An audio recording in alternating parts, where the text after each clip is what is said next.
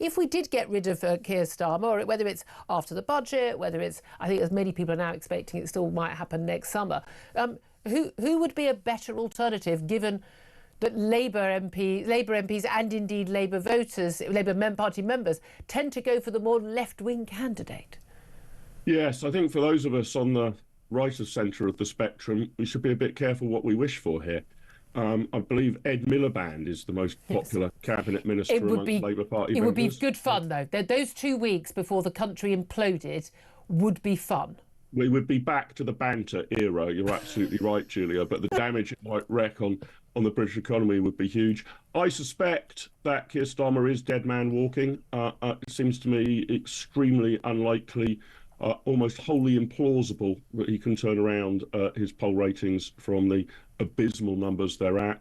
And if we see in the budget, I know they now seem to have retreated on their initial income tax idea, but if we see in the budget anything that breaks the Labour Party's manifesto, clearly and unambiguously, that to my mind, I think will signal to the Labour Party that there's no way that Keir Starmer could lead them into the next election, because any promises made in the next election campaign would be laughed at if those made in the last election campaign were broken. So I would have thought that the Labour Party are likely to conclude sooner rather than later that they need to change Prime Minister. No need for a general election, as you rightly say, Julia. In fact, 6 of our last 10 Prime Ministers came in mid-term. Only 4 out of 10. We're turning into Germany. There was a point, I think, where they had 50 years where they didn't change a government at any point as a result of an election. It was like coalitions, wasn't it?